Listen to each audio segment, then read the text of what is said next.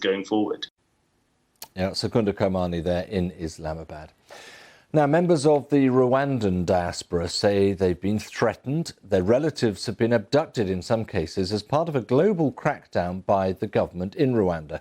A BBC investigation has revealed evidence of alleged abductions and of a controversial loyalty oath. Well, the Rwandan authorities say the allegations are lies. Our Africa correspondent Andrew Harding reports from Johannesburg. Leaked footage of a gathering at Rwanda's embassy, its High Commission in London. Members of the diaspora are here to take an oath. They're pledging loyalty to Rwanda's authoritarian ruling party, vowing to support it to the death. If I betray the party, they swear, I must be punished by hanging. The embassy told us no one had been forced to attend, but one person in the video said they were there under duress. Others have backed that up. Either you take it or you are an enemy. It's black and white. No neutral ground. Zero. A government that wants to control all aspects of citizens, of Rwandan people. Even in the diaspora. Even in diaspora. Rwanda is a small African nation with a troubled past. Since the genocide of 1994, it's been led by one man, President Paul Kagame. He's credited with transforming Rwanda into a continental success story.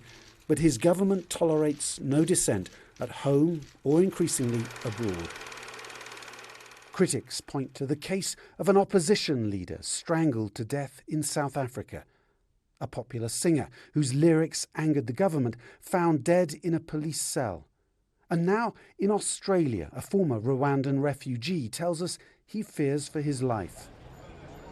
Noel Zihabamwe says he refused to spy on other Rwandan exiles here in Sydney. As punishment, his two brothers back in Rwanda were allegedly abducted last year. He fears they've been killed. We don't know whether they're still alive or whether they died.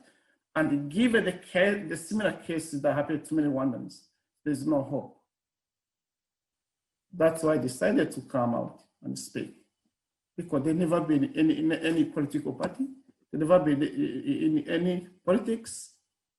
Why should they be paying such a heavy price for doing nothing?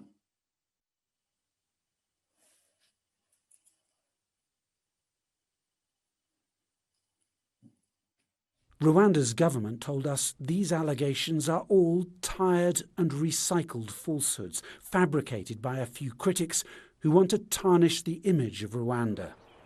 But as we've seen, many of these allegations are not coming from people linked to the political opposition. Instead, the evidence here in Africa, in Australia, in North America and in Europe is of a much broader clampdown, what looks like an attempt to scare ordinary members of the Rwandan diaspora into silence and obedience.